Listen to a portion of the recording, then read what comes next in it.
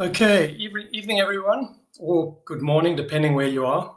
I'd just like to welcome you and thank you for joining our fourth AMA, wrapping up 2024. It's amazing how quickly the year comes to an end. We've got actually a lot of people still coming into the room. So if you don't mind, let's just give them a moment longer. I'm not sure why there was a sudden rush just after the starting time.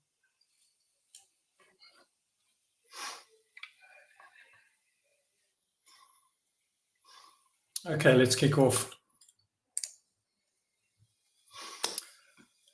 So this evening I'm going to have a brief recap on 2024, what we've achieved, where we've come from. I'll discuss the pre-sale and VCs, exchange listings and the mainnet launch, marketing and sponsorships, technology, mining and miners, always an interesting topic, as you would all probably know, ecosystem development, and then we'll finish off with some questions. I just need to apologize up front. I'm battling with a bad cough. So every now and then I might need to cough. So just excuse me for that.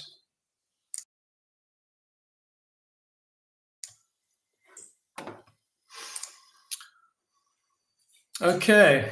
I thought I'd start with just a bit of personal reflection. Just a bit of background, give you an idea of sort of my thoughts on things, why I started Blockdag. My background, I'm an engineer. I've come from an engineering background. I've worked for small and big businesses. I've seen different sides of businesses from the inside out. And I think, and a lot of people, I think, agree that the corporations that run this world, they're greedy. They're in it for themselves. They're certainly not there necessarily for us. And they misuse our information. They hold it. They use it for their own good and not necessarily for ours. And we generally at their mercy. If I look at myself, I use Microsoft a lot and I use Google a lot. And I chose two, so it gives me a bit of flexibility. But if either one of them was to cut me off, that would be quite a disaster for all the data that they hold of mine. So I think we need more control of our lives over the information that we share. And I think decentralization, blockchain, crypto, it allows us that autonomy to operate outside of the control of all the corporations, of the governments. And it also, for a lot of countries where there's regimes in place, it gives them financial controls that we take for granted. I've got credit cards, so I can quite easily transact, but there are a lot of countries where that's not possible. So I think this technology, as smart as it is, it has a real world use, and it's certainly showing that. And I think we're only touching the surface. So I certainly believe in it. My team, we're all libertarians to a degree. We believe that this is the future, and that's why we're fully behind it. So the choice the choices we made when we started Blockdag. So the first thing we decided was proof of work. We believe that's superior to proof of stake and all the proof of stake type variants. Some of them are very promising, but we all know Bitcoin, how successful it's been. It's shown to be that. Whereas a lot of the proof of stake coins, they compromise something, generally decentralization. And we believe that decentralization shouldn't be compromised. So we chose proof of work. We added the DAG in, which gives us all the features that Bitcoin is missing in terms of transactionability. And then smart contracts, that's obviously the other piece of the puzzle that blockchains need to be able to perform and give us the functionality that we all use. In terms of Blockdag, it's often upsetting. People ask me questions, is this legit? Sometimes it's phrased a bit more harshly, and no one likes to hear that. But what I say to everyone is, as much as I tell you we're legit, it's really for us to show you that we're legitimate we need to build your trust. We need to meet targets that we set. We need to be transparent with everyone. And we need to show that we're doing the best for Blockdag, which is effectively doing the best for our investors. So we are ultimately here to serve yourselves as investors. Part of trust is also being open. And that's why I thought I'll share just a little bit more about myself. I mean, you can all see my LinkedIn profile, so there's my history shown on there. But I'm a South African. A lot of you would have known that from my accent. I live in Cape Town. I have a wife and 2 children. Well, not children, they're young adults now. We enjoy being there, but we enjoy traveling as well. I've spent time in Switzerland. I've spent less time in Dubai. I've lived in the UK. I've spent a year in Singapore. So I've been fortunate to travel a lot. And from my side and from the team, I mean, what we can promise is we'll do the utmost that we can for the project and for our investors. And that's my solemn promise to everyone. So enough about me. Everyone's wondering, when am I going to start sharing some real information? So just a bit of a brief recap of 2024. We started the year with Bitcoin at 42,000. The reason I mention that is towards the end of 2023 is when we conceived Blockdag. We started planning it. So going into the year, Bitcoin was at 42K. We had jumps up to 70K after the approval of the ETF, and obviously there's been a run-up now after the Trump election and all the good things that are coming out of that. So yeah, we're in a bull run. We're in a good space from a market perspective. We feel very bullish about Blockdag and the market we're in, and we certainly want to capitalize on that. Just some of the numbers. So the pre-sale, so the formatting's been jumbled up a bit as I imported into this platform.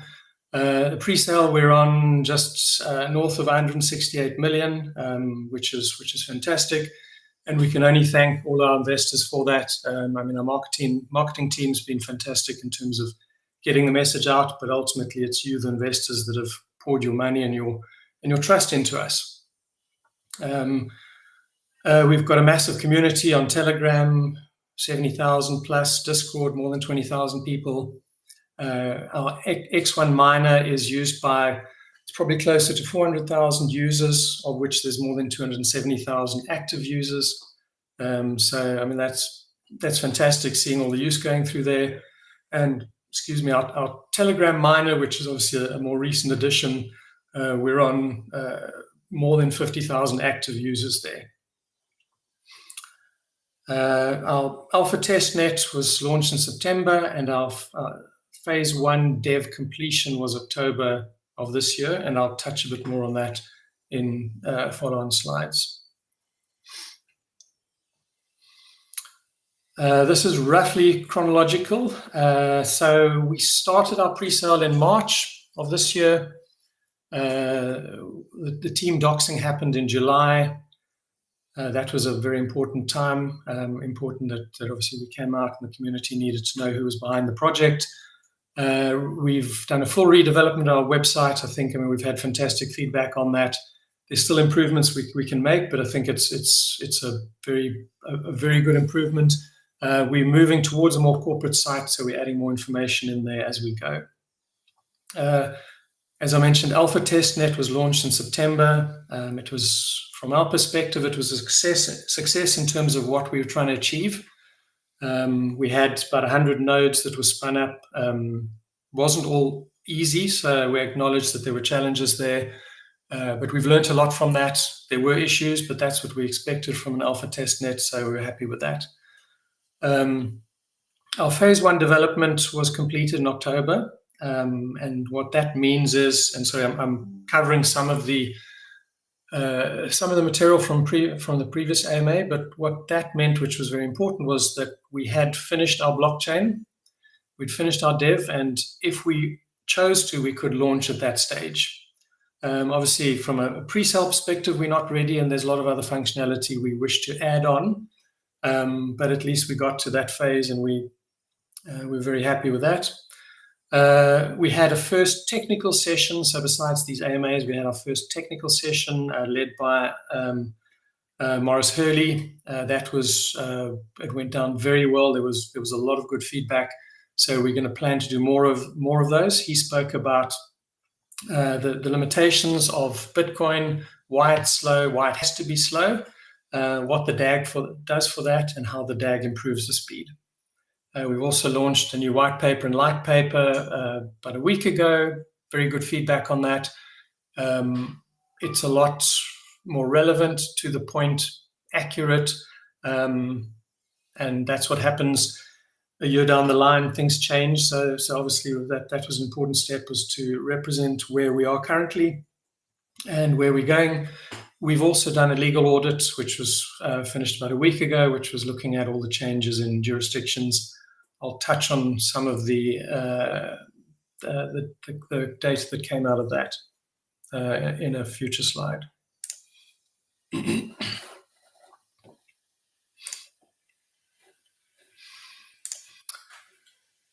So pre-sale and VC, as I said, we've done 168 million. So from an investment perspective, going very well.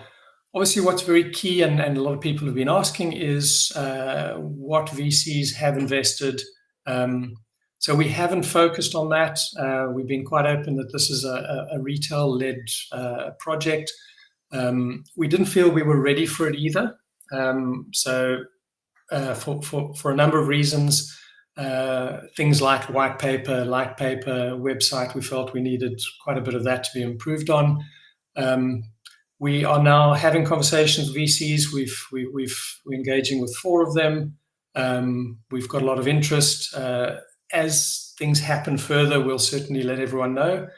We had one VC who was pretty much gave us the go-ahead, but their terms were unacceptable to us. And that was, they wanted to front run our retail investors in terms of not having a lockup. And we've always been very clear that we'll never allow VCs or institutional investors to front run any retail investors. You guys have supported us, and we need to support you and protect you as well. So that's pretty crucial. As I said, as we get more traction on those, we'll certainly announce it, but it hasn't been a focus up till now. From an exchange listing, again, it hasn't been a focus for a while, but we've started conversations. We've actually got 4 exchanges that have given us the provisional approval. Not the big ones, we'd love to say that, but certainly we've had quite a few of the tier 2 and tier 3 exchanges approve us, contact us. They're very keen to list us. Obviously, they've seen, everyone sees Blockdag out there, so they're certainly keen to have us on their books. So those will progress quite quickly. What we're currently doing is we're working with a consulting company that assists us in our preparation. The whole exchange landscape has changed. A year or 2 ago, you paid your money to the right person, hopefully, and you got fast-tracked, hopefully, well, at that stage, with probably not too much documentation, you could get in quite quickly if you paid enough money. Most of the exchanges now have very formal application tracks. There's no sort of bypassing it, which is fine. I mean, that's how the industry has matured and has grown, so we're happy with that. What it does mean is we need to be ready for that, and there's a lot of documentation that's needed. So we're working with a consultancy that's preparing us for that, so that when we apply, things go smoothly. We've already addressed all the concerns. We've answered things, so that should go a lot quicker. The target is around about 10 exchanges when we launch, and that'll be a mixture of mostly tier 2, a couple of tier 3 in there. We would love to have a tier 1 in there, but that's particularly difficult. We have had some conversations with a tier 1, but that's going to take probably a bit more time. Typically, they don't go with an initial listing. So that's where we are with exchanges. Obviously, important for a project when you go live is the exchanges you're on. So obviously making sure we have the right liquidity in place, we have the right launch plans in place in terms of promotions, etc., and obviously the right market makers in place as well. So there's a lot to do there, and that's why we're working with a consultancy that has done this for multiple projects. They know what they're doing, and they'll certainly make sure that when we do it right. Moving on to the mainnet launch.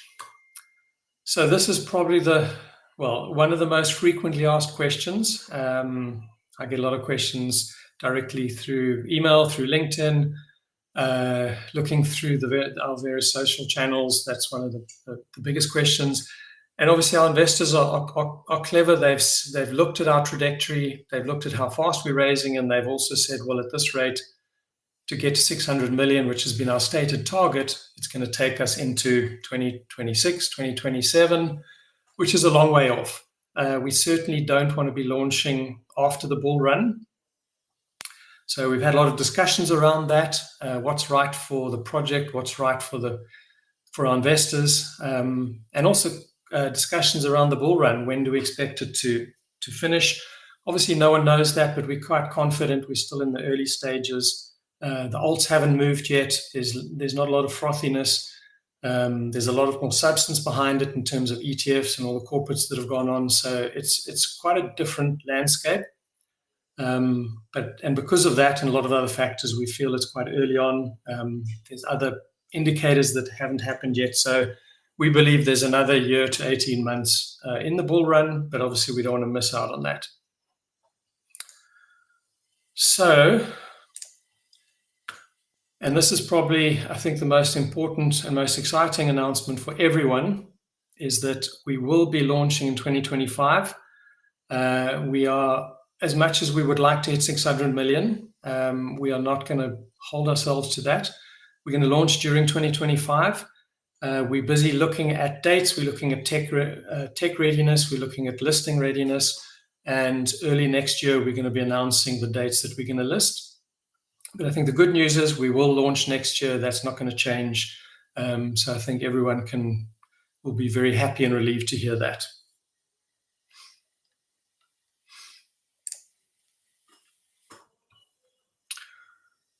From a marketing and sponsorships perspective, so 2025, new year, it brings with it new ways of doing things. So 2024 was led mostly by, call it sales marketing, in terms of marketing to investors. We're changing that now. It's going to be a gradual transition, but we're starting to bring in more organic marketing, marketing through partnerships. So we're having a lot of conversations with potential partners, with potential tech partners, and we'll use those relationships for our own marketing, for promotional activities, etc. We're going to start doing more PR, formal PR, things like thought pieces and market commentary. That's going to start coming into the radar. So you'll start seeing more of that. Our first, our tech session with Maurice, I mean, that was in a way the first sort of foray into this. We're going to do more of those as well, in terms of educational pieces. So not necessarily just about us, but talking about tech in general, talking about the market, etc. So you'll see a lot more of those as we warm into 2025. And as I said, the shift is from investors to developers. So 2024, we were very good at marketing to investors. We're not necessarily going to stop that, but what we need to do, and we've been quite slow in doing it, is marketing to developers. So we need to make sure that when we launch, we have developers that are building on our platform. And to do that, they need to know who we are, why to build on top of us, what are the advantages, understand the technology, understand the different initiatives that we're putting in place, etc. So a lot of the new marketing will be aligned with bringing on developers and partners and building an ecosystem around us.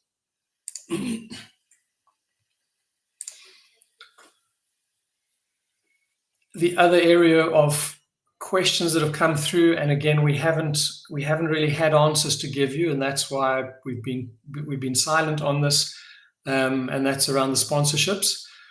So part of the legal audit that we did was around the MiCA changes in Europe, and they're quite far-reaching. Thankfully, nothing like the SEC, so it's not like that. They've approached, I think, far more pragmatically, but it does have quite an impact on us in terms of what we need to do, what we need to have in place. Over and above that, each country has additionally their own requirements, which also come into it. So it's MiCA. There's also various local requirements, which are from a crypto perspective, and then other things like how you promote things, whether things are seen as securities, etc. So it's one thing to say we're not marketing in Europe when we don't have, for instance, sponsorships. But as soon as you have sponsorships, that's putting a flag in the ground and saying we are selling into Germany for Dortmund, we're selling into Italy for Inter Milan. So I think we moved a little bit quickly into those, and then we realized that we were crossing some boundaries that we were uncertain about.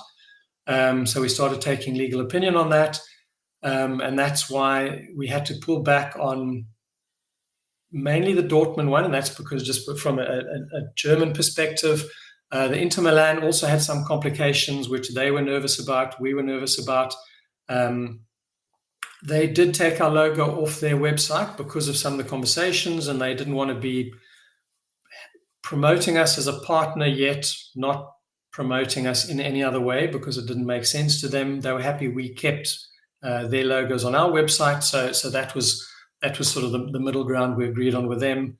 With Dortmund, it was a case of them being quite nervous about selling crypto into their country, as well as some of the implications for us. The good news is Inter Milan we're back on track with Inter Milan.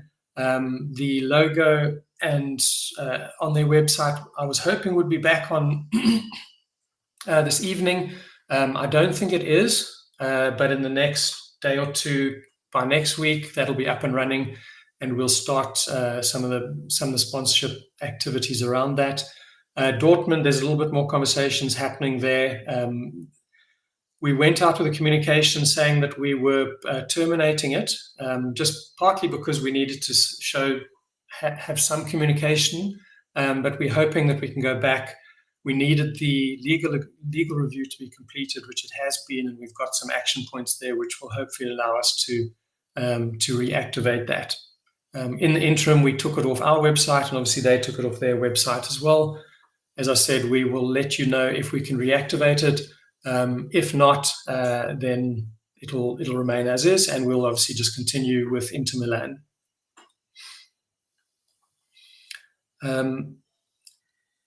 And I suppose an apology.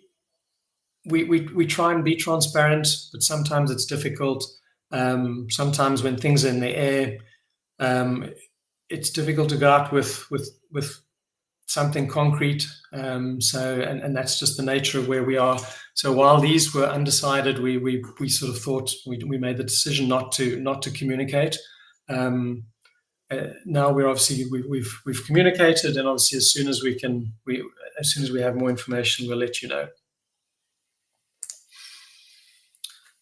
Moving on to the tech roadmap, it's a slide from the previous one. So as I said previously, our phase one, which is our original DAG-based blockchain, is complete. Everything including the consensus, the Explorer, the nodes, EVM compatibility, smart contract ID, etc. That's all in place. We had anticipated or planned to have our external security audits complete by now. They're not complete, and that's because we redid some of the development on one of the key smart contracts, the vesting contract. Issues that came out during our internal audit, where we found that there was a potential vulnerability. So that went back to redevelopment. We're back in internal auditing at the moment on that.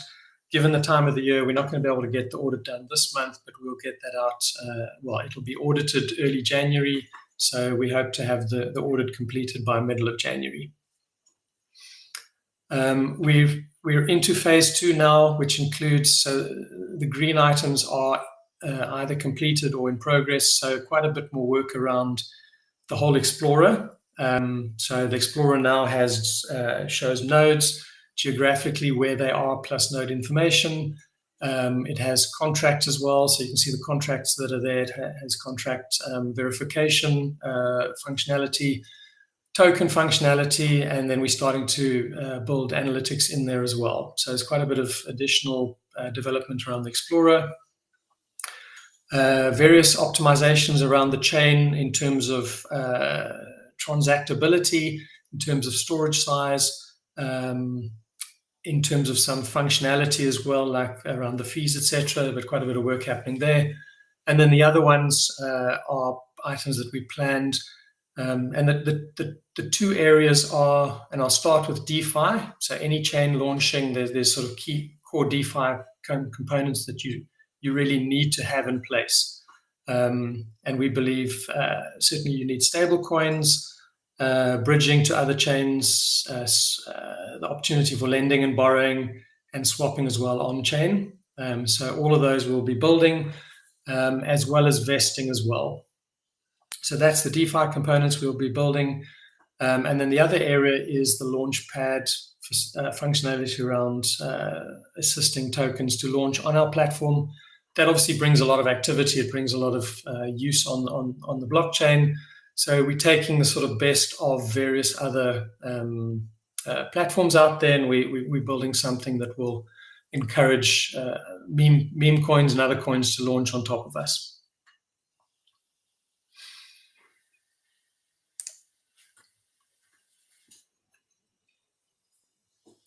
Just continuing with that, our beta testnet, we had communicated January that we were targeting. So we're expecting to have that released by the end of January. As soon as we've got a firm date, we'll let you know, but that's the target at this stage. Importantly, there is the idea is, instead of the alpha where it was really sort of open it up and provide some tokens, here it's more of a simulation of our mainnet launch. So we'll be doing full token management in terms of the airdrops. We're actually going to use what everyone's purchased as a proxy. So we'll be going out to our full community. We'll push out. Remember, there's only on a test net, so they're not real tokens, but everyone will get their tokens delivered to them in an airdrop. They'll be locked up in a vesting schedule. So we're testing that. We're testing the fact that it's airdrop. We're testing the fact that we can distribute a large number of coins to a large number of investors. So all very important as part of our testing. Obviously, we don't want to find that we launch mainnet and we haven't tested these sort of things. We'll probably accelerate everything. There's no point in having a vesting schedule which takes a month before you can get your first tranche of tokens. So we'll probably compress everything into days, not months, etc. And we might reduce the tokens by a factor of 10 or 100 or something like that, but it'll be a real test. We hope to have a lot more nodes set up by the community. I mean, we have our nodes, but we'll be a lot more ready so the community can set up their own nodes. And that's important for us to do load testing, especially with a distributed set of nodes. So the load testing, and then also testing of miners. And I'll come back to the miners, but just from a testing, obviously we need to be testing our miners. And that'll be, again, with a real reward schedule in terms of an accelerated halving type schedule. Obviously, we're not going to be testing over 50 years, so we'll have those all happening a lot quicker. But the idea is to start testing a lot of the real world scenarios in this beta testnet.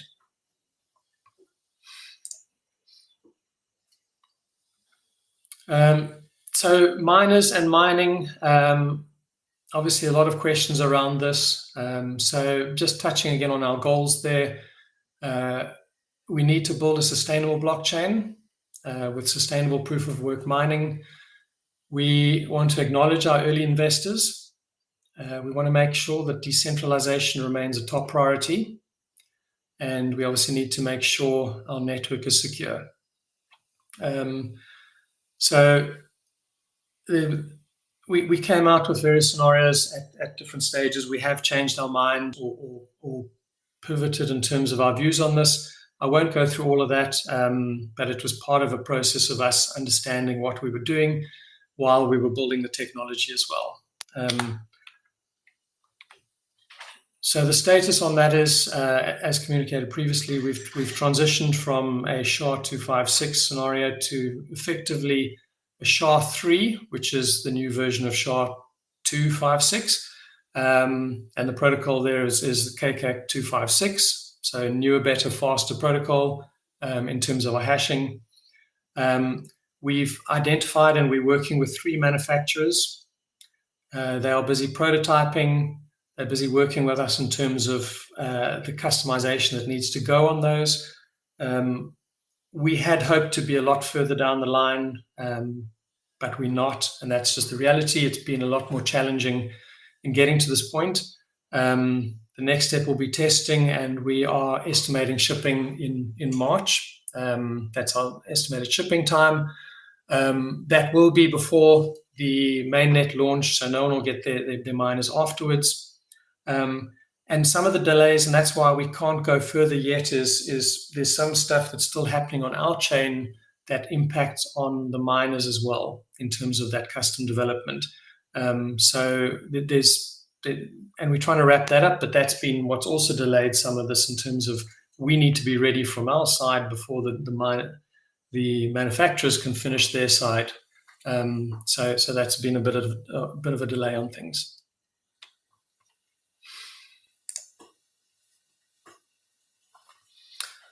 Ecosystem development, and this links back to obviously the focus now on bringing on developers. I mean, obviously, for a chain to be successful, it needs to have a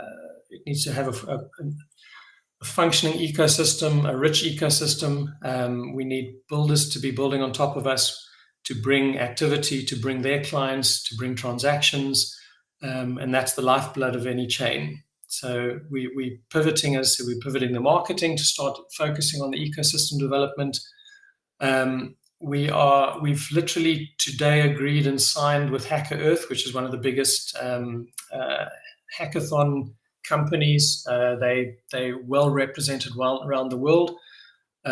So they're going to be running 4 hackathons for us during 2025. We estimate that we will get more than 15,000 developers through that. And that's more than 150 projects. We're hoping closer to sort of 300 projects that come out of that. We'll probably start slightly slower, and then we'll ramp up, but there's going to be a lot of focus on that.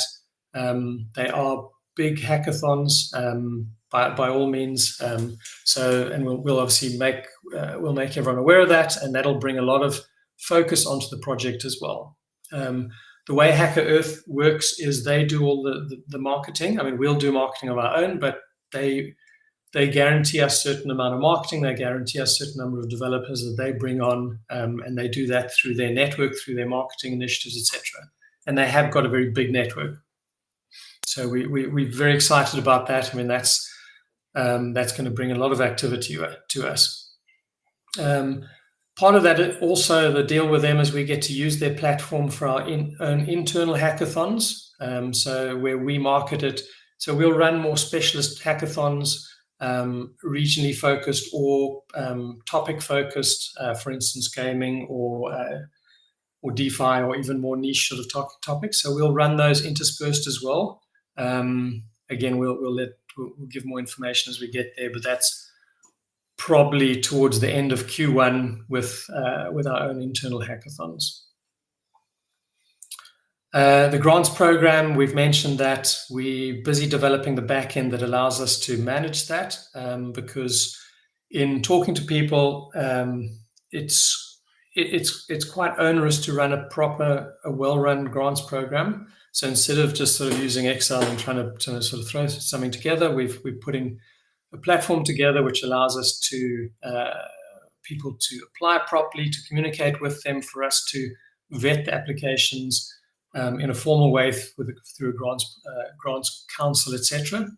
So we feel that gives us a better chance of running it properly and efficiently. We're hoping to launch in February.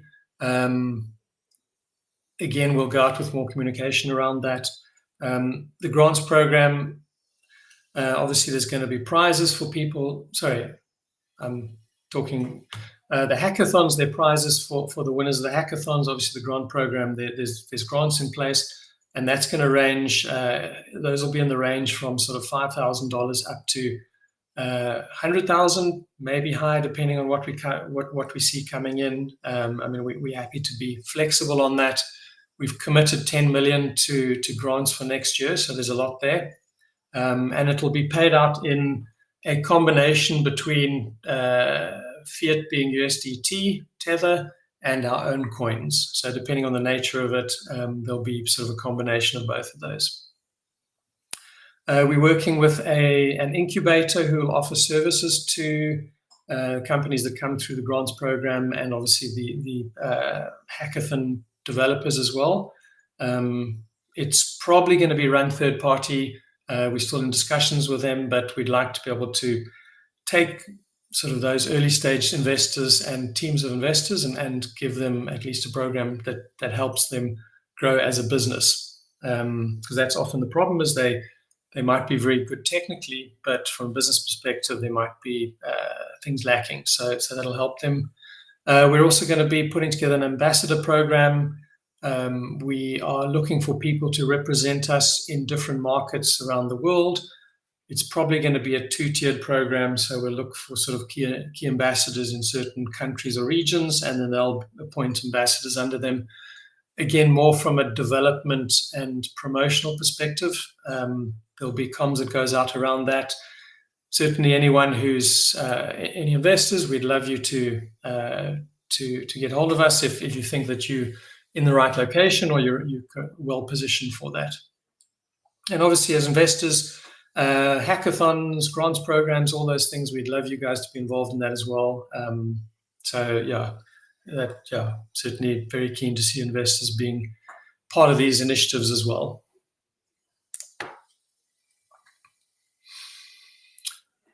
Just some other feedback for you. So there's been quite a bit of feedback on the support side, that we sometimes too slow to answer things, and support has become a lot more busy. Some of the challenges are that we use a payment provider, so it's not necessarily us that delays things, but we send things through to them, and they need to assist us where things go wrong. There's also, we found that payments from certain centralized exchanges seem to create more issues for us.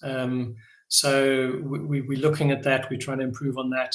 But just from a pure support perspective, we're putting in place a proper support system. We're going to be using Freshdesk, which is one of the better ones out there. So we'll start creating tickets for everyone. So you'll get feedback on your items. We'll be able to track tickets that have been in the queue for too long, that aren't being addressed, and it'll allow us to manage support a lot better and a lot closer. It'll also allow us to manage support where third parties are involved as well. So it'll allow us just to have oversight of where these things are getting stuck and why, and where they're spending too long. So I think the commitment is, and it's going to take us a month or two to get that up and running and working smoothly, but the commitment there is to improve support so that it's a far better process for everyone, and you feel more in control and more aware of what's happening with your support issues. I mentioned the legal review that we had done, more of a legal audit. They looked at two things primarily. We're a Seychelles-based company, and there's quite a few changes happening to that regime. So they looked at that, and then they looked at obviously the EU side in terms of the MiCA rules that are coming in. Both of them are effective from the 1st of January. Both of them, although they're effective from then, don't have a lot in place yet. So for instance, on the Seychelles side, we're putting in the paperwork to apply, and it's not actually a VASP, but something like that, but I think everyone's familiar with that term. But we're going to be applying for the right license. But we're also in parallel looking at other jurisdictions, depending on the requirements, which aren't clear yet from a Seychelles perspective. But if they require more onerous things like KYC, etc., then we might move locations. So that's undetermined at this stage. But we've got our eye on it. We've got our lawyers sort of advising us on that. As I said, we're busy submitting the paperwork. Well, it needs to be submitted in January, so we're on top of that. From a MiCA perspective, again, the submissions only need to start going in January. So we're working on our white paper and light paper to make sure that they conform to all the requirements. So there'll be some changes to those papers just to bring in to satisfy the requirements. And then we end up having to register with a specific country in the EU, and that becomes our, I suppose, designated country from a regulatory perspective. There shouldn't be too many changes, but obviously, as you've seen with our sponsorships, we need to be quite cautious around how we promote, where we promote, what we say, etc. So we're getting quite a bit of advice around that as well. So we believe we're on top of that as well. As I mentioned, quite a few issues when purchasing.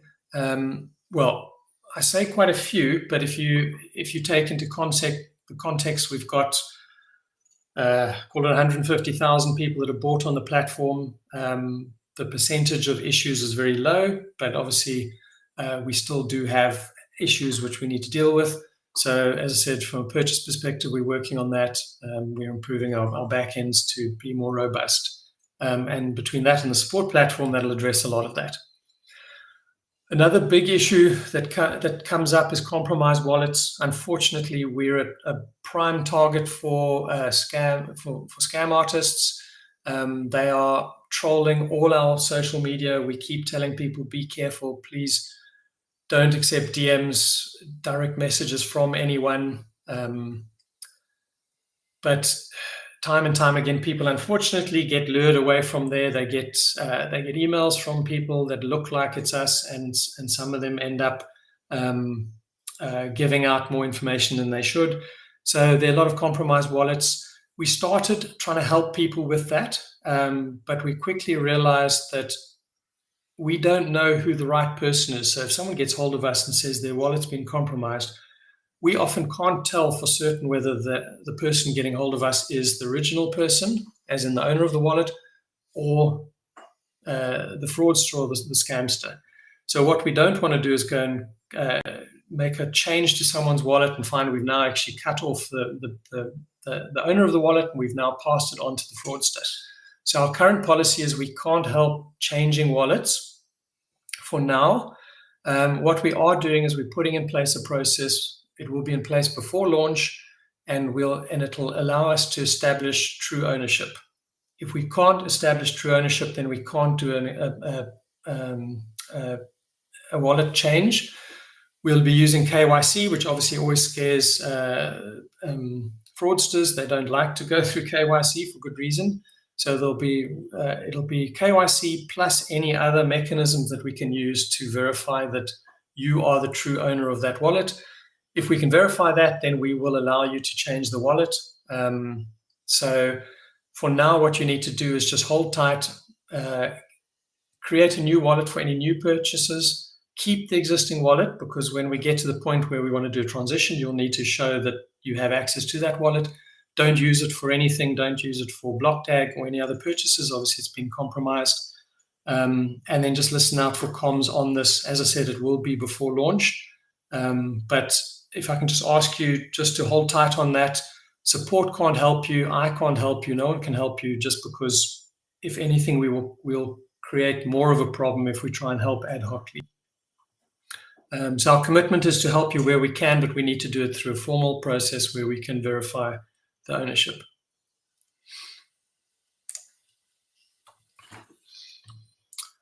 We've had a lot of questions on offices. So this is, again, we're We're an international company. We've got people all around the world. We have got offices in Dubai, mostly marketing focused. London, again, more on the marketing side. In Cape Town, we are setting up a technical hub here. So a lot of you would have met Jeremy, who's our CTO, who recently joined. He's also based in Cape Town. We are busy. We've just signed up with a strong project manager who comes from Cardano. He's based in Cape Town, so we're setting up a sort of a hub of excellence, technical hub in Cape Town. But we've got team members around the world from Macedonia, USA, Turkey, Panama, Germany, and a bunch of other countries. So we are a typical new age company around the world. We don't have offices that you can come and visit us at, and we don't plan on having offices. It's not part of the makeup of us or a decentralized organization. Obviously, as we transition to a foundation, that becomes our legal home, if you want to call it that, and we might have a slightly different approach at that stage. But right now, we distribute it around the world.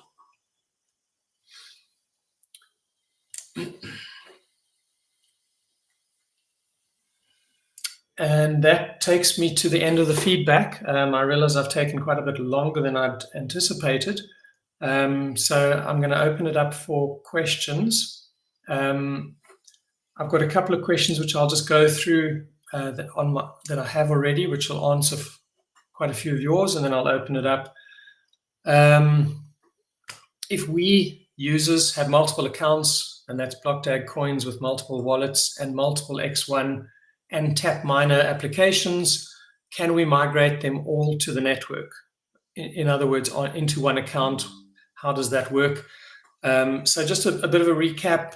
For every X1 account or tap miner account that you have, at the time when you migrate it, you will need to have 7,500 BDAGs in that account that you've bought.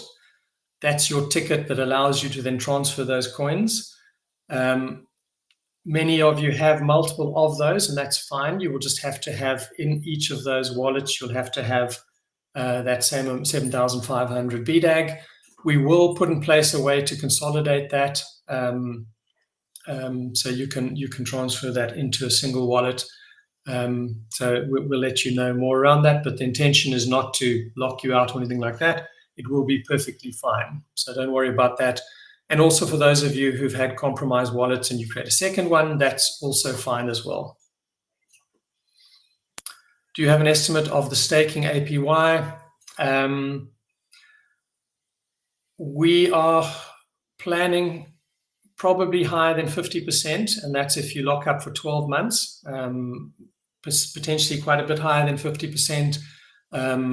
By sort of Jan, Feb, we'll start coming out with more information around that. We're just doing some modeling and making sure that it works with the models and our tokenomics. But yeah, 50% or more, and that's staking for 12 months. We'll have shorter staking periods, and that'll earn you lower APY as well. So I think we're going to be pretty generous there. And that's, again, it's us showing appreciation for you committing your coins for the long term. Obviously, it's good for the network. We like to see people holding on, so we're certainly happy to incentivize for that. What are our plans for burning tokens? So on the fee side, the fees are being split 50% to miners, 25% to the DApp that brings the traffic, if it's DApp-based, and 25% to Blockdag, the network. We haven't decided whether we burn the 25% or whether those are used as treasury for spending on the ecosystem. It's something we need to decide on, but that's the portion that would be burnt if we go that route. What is the approach for third-party miners? Is there already a roadmap?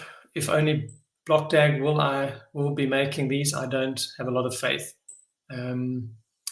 So the manufacturers we're dealing with, the way it works is they are building the custom machines for us, but they are building it so that they will provide that service once we stop selling them.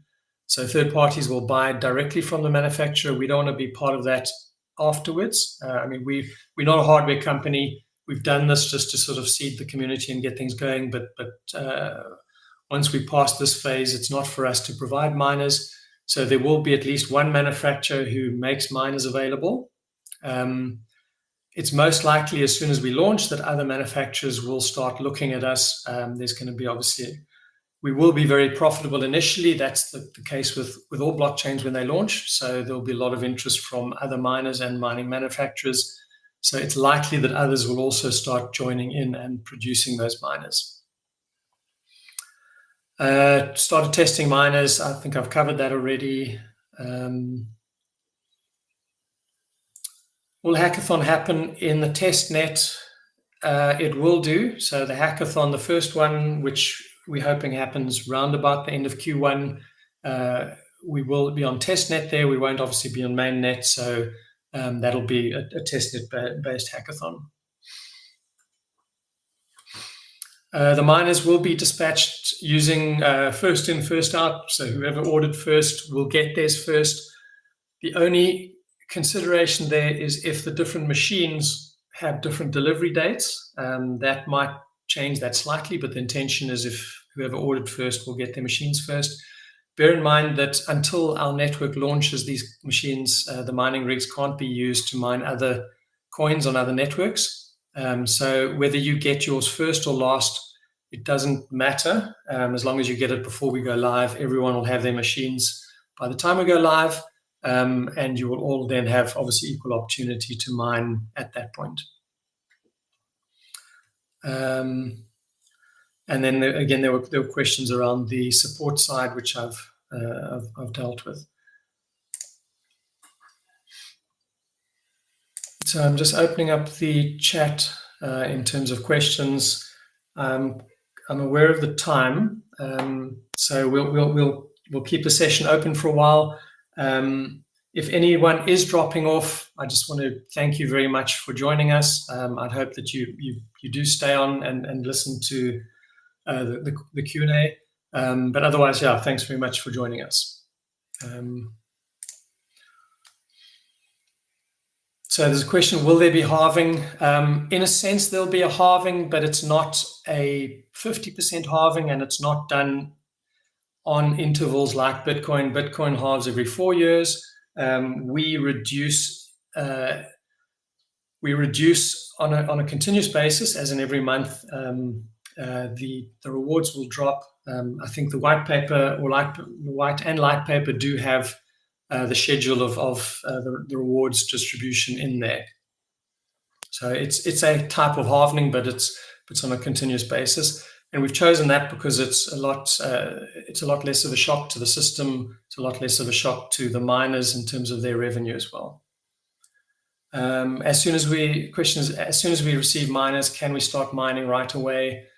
You can't mine other networks, and that's the compromise between general purpose or custom miners. Just to recap, if we went with general purpose miners, you could mine other networks, but it also means every other network can jump on and mine our network. And the view was that we need to protect the people that have bought our miners. So we've gone with custom miners, which does mean you can't mine on other networks. The questions on pricing. I stay away from any price predictions. It's not for us to predict the price. It's up to the market. All we can do is we can do the best we can to make sure that we've got activity. We've got builders on us. We've done all the homework. We've listed. We've listed on multiple exchanges. We've got liquidity, etc. And then it's up to the market. So it's at that point that we know whether we as a team have done a good job. But yeah, I can't predict price, and I certainly would avoid that. Where's the whole team? Good question. I didn't bring them on. Two of them are traveling. They could have jumped on. It didn't make sense to disturb them. And what I was covering was across a lot of areas. I didn't want to get stuck in technical or anything else like that. So it just made more sense for myself. The next one will be a full team AMA, and we're probably going to change the format of that as well. So you'll start seeing more frequent ones and a different format. X30 miner require Ethernet. They will require Ethernet. So you'll need to plug it into a router. Remember again that the miners need to connect to a full node, and this is universal on any blockchain. The miner doesn't have its own node. It doesn't run a node. It needs to connect to a node, and that's how it connects to the network effectively. And your two options are you run your own node, which for some people is possible, but for a lot of people is probably not a good idea. So the other option is connecting to a mining pool. We are having discussions with mining pools. Obviously, we need to make sure that their mining pool's available by the time we launch, because that's what the miners need to connect to. Is the secret partnership with the exchange still ongoing? I'm not sure if I said it was a secret partnership. So one of the rules with exchanges, and they're very clear on it, is you cannot pre-announce any exchange in terms of who you're going to be listing with. So all we can do is give you sort of broad strokes, sort of how many exchanges, what type of exchange they are. So we'll certainly feed that back to you, but we won't be able to confirm which exchanges we're listing on until we actually list. So yeah, they're not secret conversations, but we're not able to disclose that. Third-party audit for I think that's going to be done by Certec. I mean, they're one of the best ones out there. We'll use them. Our intention around the final audit before we go live is to use two parties. So we'll do a double audit. For this one, because it's an interim audit, we're just going to use Certec. They're good enough. They're more than good enough. So that's adequate for now. The questions on allowing staking for now. My view is it's a bit of a gimmick that quite a few of the meme coins use. It's supposed to encourage people not to sell their coins. I mean, the intention of staking is it's either part of the network consensus, so it has a function to perform, and you get incentivized for that. Otherwise, it's a mechanism where you show commitment to the network, and you obviously you show that you're not going to sell your coins. Obviously, no one can sell their coins just yet. Having said that, we will introduce staking before we go live so that people can pre-commit. But we're not there yet. We haven't built the staking yet. It's probably a month or two before that we'll open up the staking, but that's only once we've actually added that functionality.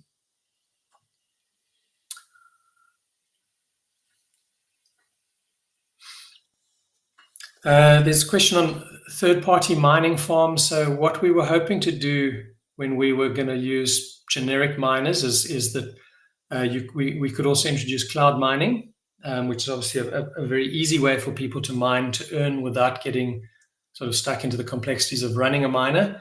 Now that we're going custom, it's a lot more difficult. We are hoping to have something in place, but it's far too early now to talk. To get a mining farm to commit to us at this stage, they're all on a wait and see basis because they need to invest a lot of money in now what is a custom miner. So we're hoping to have something in place, but we don't have information on that yet. Someone's saying 50% APY, is that all? So we could offer 100%, we could offer 200%, but we also need to be rational around it. I think a lot of meme coins offer massive amounts. We're trying to build a sustainable, rational business, and there's a point where offering too much money for something just doesn't make sense. We're still looking at that, but it's not going to be 200% or anything crazy like that. Someone's asking any plans if we can't reach 600 million. So just going back to one of the most key slides here was that we will launch in 2025. in spite or irrespective of what we hit in terms of our target. So we've always stated 600 million. We'd love to say we'll get there. With VCs, we might have a chance of getting there, but very difficult to tell at this stage, but we will launch irrespective of what that is. Can I create a meme token in pre-sale based on BDAG network and community? No, you won't be able to. Potentially in a later test net, we'll open up the launch pad, in which case you can create tokens on that. But obviously, again, it's in a launch pad, it's in a test net, so it's not something you should use commercially, but you'll be able to play around with it. But otherwise, it's not something that you can use until we're live. So that's the point when it becomes useful. CFO position, we have 2 people we're talking to around that. So once we've filled that, we'll make that available. Is Switzerland still a target office location? My preference for the foundation is Switzerland, and that's just because I've spent time there. I like the country, and I think it represents safety and security, etc.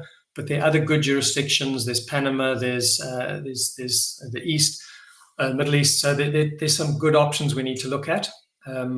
Wherever that is, that would be a type of office as well. I mean, we'll have operations there as well. But Switzerland or somewhere else, we still need to confirm that.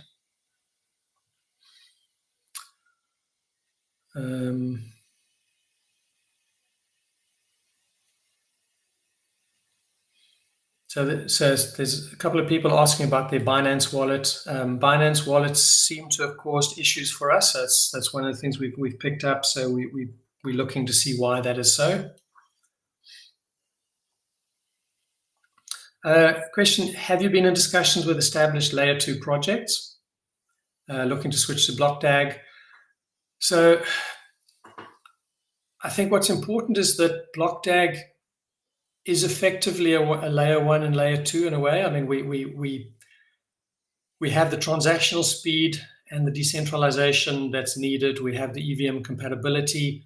There are things that we might introduce, but they're not necessarily layer 2 solutions. So they might be within the core blockchain that will allow us to increase that transaction speed as well. So we're looking at those right now.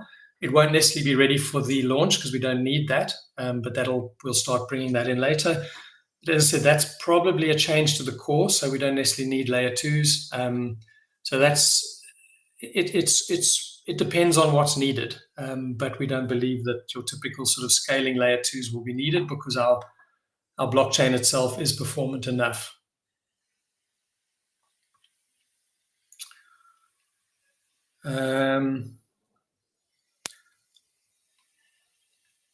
I'm just looking through. Again, where's the rest of the team? Yeah, as I said, it didn't make sense for them to come and sit and watch, and there wasn't enough on any of their plates to sort of make it worth them being part of it. Question again on changing ownership of compromised wallets. Again, we'll put something in place that we hope will facilitate that in a secure way.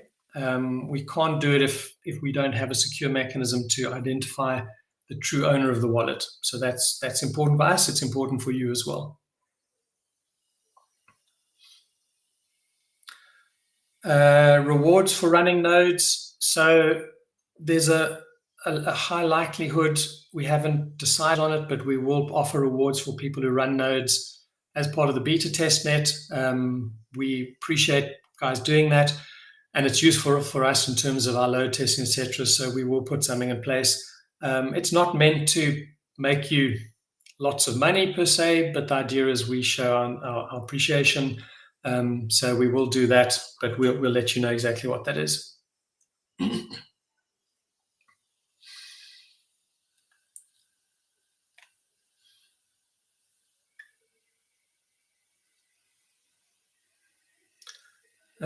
People wanting to know more about myself. I don't want to talk more about myself right now, but I think I'm happy on a future one to share a bit more.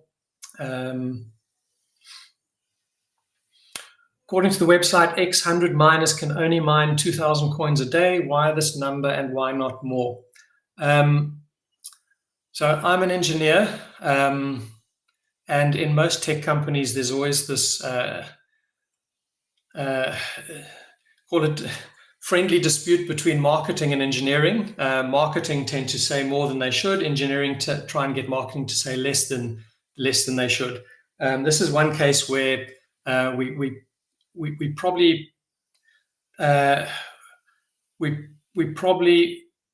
positioned it in a way that we shouldn't have, because it's not something that we control. What we don't want to do is start controlling the nature of the mining, because then that goes against this whole ethos of being decentralized. So miners need to earn what miners earn. When the network first launches and there are less miners, they will earn a lot more. Obviously, as miners join the network, the supply and demand economics mean that the miners will earn less and less over time as it becomes more competitive. So we need to let that run freely. What we have done, and that's how we came up with the mining reward schedule, is we know roughly how many miners we'll have, and we've made sure that at launch and for a period afterwards, they will earn more than the stated coins. How much more, we're not sure. There's other dynamics that come into it, but over time that will drop, and that's what happens on every chain that launches. As I said, we don't want to put in sort of we don't want to introduce things that are fudges to force things. So we've built the mechanics so that it starts and everyone earns enough based on what we've promised, but over time that will reduce. Technical specs of miners. Again, we're not there yet. We can't give that to you. As soon as we can, we'll let that out. But as I said, we're working with 3 manufacturers. It's been extremely challenging. We found getting to this point. It hasn't been easy. So as soon as we've got that, we'll let everyone know.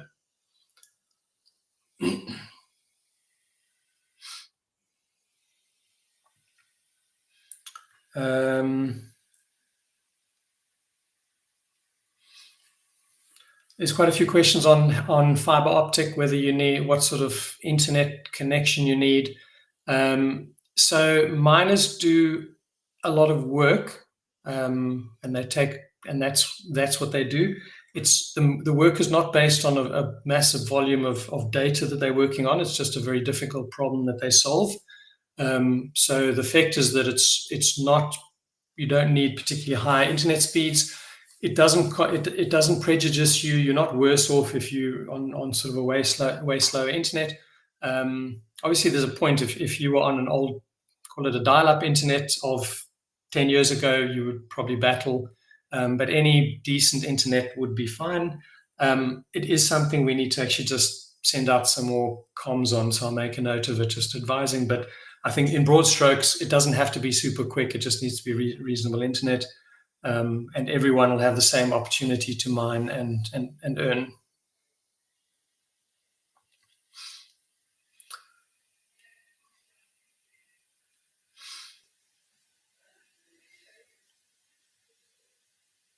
Where can we buy a node that's compatible? So the node is something you set up on a Linux or Mac machine. They can be run on a Windows machine, but Windows is quite greedy when it comes to CPU. So when your node is running, Windows tries to hold on to a bunch of compute power, and it doesn't let the node run properly. So we don't advise using Windows. So our build that goes out has instructions for Mac and Linux. The best is always Linux. I think that's what's generally used in most instances. We don't sell that. It's off the shelf.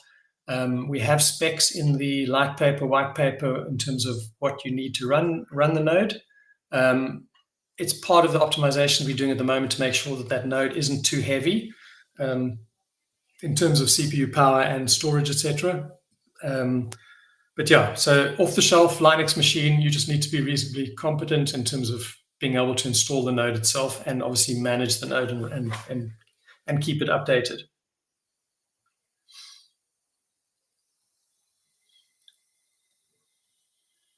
Again, everyone's very keen on technical information around miners. We understand that. We'll give it to you as soon as we can. In terms of things like Bitcoin, which is very competitive, it's very important your energy costs, and that's the difference between being able to mine competitively or not being able to mine. Most people at home on a sort of a home electricity tariff from a Bitcoin perspective can't mine profitably. In terms of new chains, that whole dynamic doesn't exist until the point where it becomes particularly competitive. So in the early days, you don't need to worry too much about your electricity cost, but over time, and again, we can't tell when that is, over time, it does become a factor. So that's just something to bear in mind. It took Bitcoin quite a while before that became sort of a factor between profit and not. But yeah, that's something that will just pan out as the network grows. In terms of power usage as well, we'll let you know as soon as we can. Questions around big investors. As I said, institutional investors, we are targeting them now. We're going after them. We have opened up some conversations, some good conversations. So that'll get us, we hope, a lot of sort of big chunks of money. So that's pretty exciting in terms of getting closer to that goal, or getting investment in. We have a couple of whale investors who've invested a couple of million. So I mean, that's I can't share who they are and whether they're a sort of a company or individual, but yeah, most of the focus has been on the retail side of things.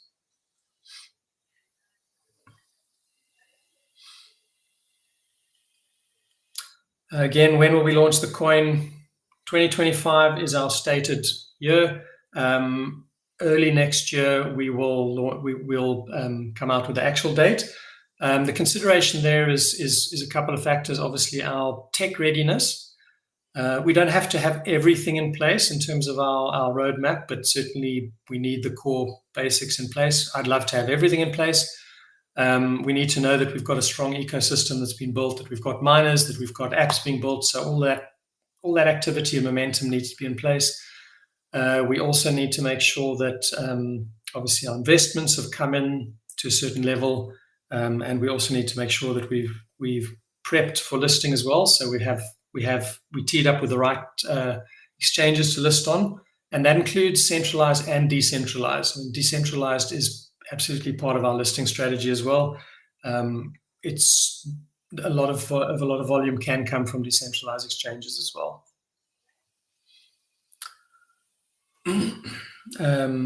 So that comes into it, and the other factor that comes into the launch date is obviously the market sentiment. How are we feeling about the current bull run? If there's signs of frothiness or anything else that comes out, obviously we'll pull it forward, but we certainly will be watching the market very closely.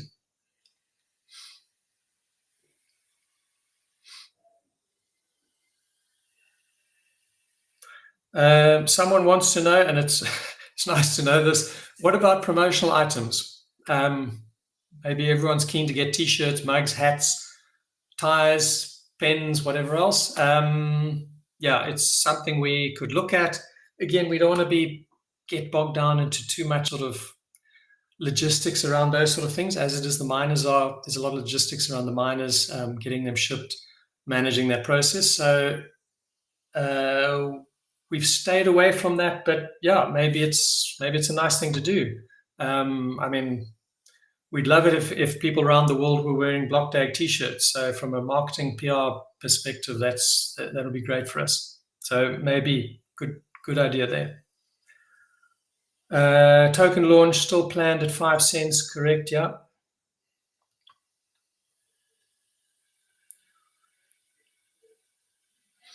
Who will send the mining equipment? The manufacturers that we're dealing with, they need to ship them. There's no point in shipping them to Dubai, South Africa, Switzerland, whatever. It makes no sense whatsoever. And the manufacturer will also honor the warranty. So if there are issues, it needs to go directly back to them. We don't want to sort of get stuck in the whole logistics around that after sales service, etc. So that needs to be handled by the manufacturers.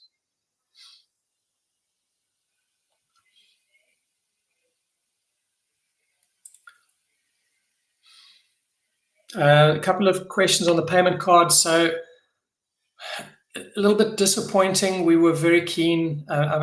I think, yeah, we're very keen and excited to launch a payment card. I think it would be great to have a Blockdag payment card. There are quite a few challenges, the biggest one being the need to be licensed.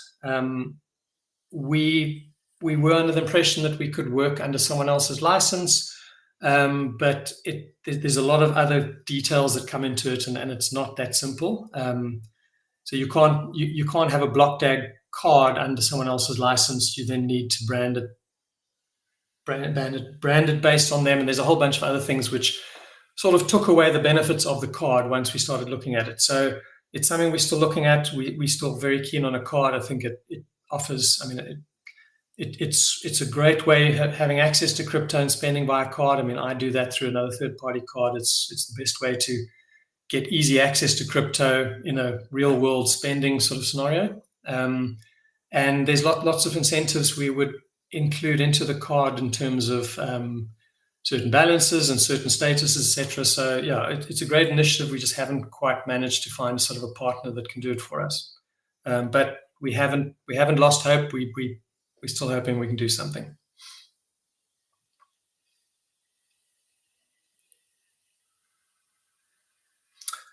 The tap miner conversion rate, there was a big flurry of emails that came out. I didn't get to the bottom of it, but I think there was either a mistake on the system or there was something that went out saying that it had been changed to 1,000 to 1. That shouldn't have been the case. It's been corrected, so it's back to 200 to 1.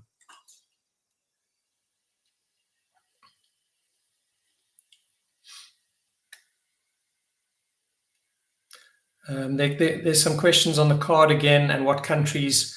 Generally, the cards are available in most countries, but there are the blacklisted countries which won't support any of these sort of cards, any of these credit cards.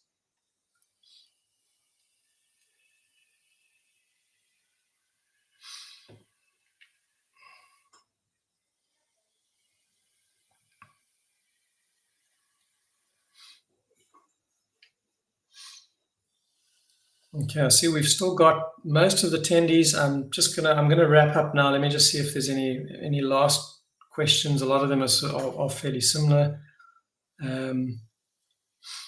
Someone's asking if we have our own mining control dashboard and software to monitor it.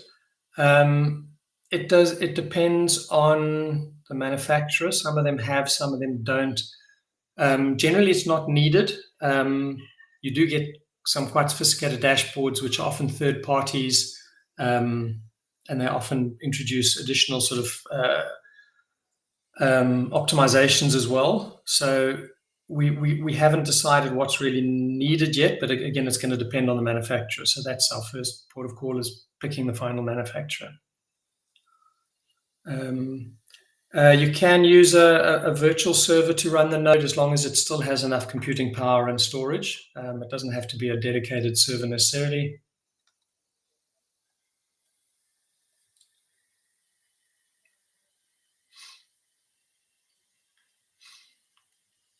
Okay.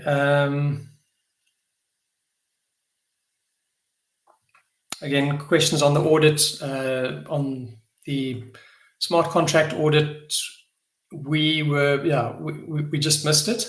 We had redev to do on the main smart contract. We didn't want to. It wasn't up to standard when we did our internal audit, so we've done more dev on that, which means it's pushed it out to next year. Obviously, it's too late now to start an audit, so we're hoping they'll be able to get going sort of first week of January, and then it's probably 2 weeks, but we'll confirm that. Okay, I mean, a lot of the questions I've covered already. If I haven't covered your question, I apologize, but we've already been almost an hour and a half. I can feel my my voice starting to give up a bit. So yeah, I think let's finish up now. I just want to thank everyone for attending, for being here. I hope you've seen that we're doing what we can to be a lot more transparent. You know a bit more about me. We're getting better at this. It's on your side. It's you. There's a lot you want, and on our side, we try and do the best we can. We don't always get it right, but we need to improve on it, and I think we are doing that. Every month there's new stuff happening. We are showing transparency. So yeah, so I think it's my commitment to do more of these, to bring the team into more of them, and yeah, we here for you. You're our investors. So yeah, we'll carry on doing that.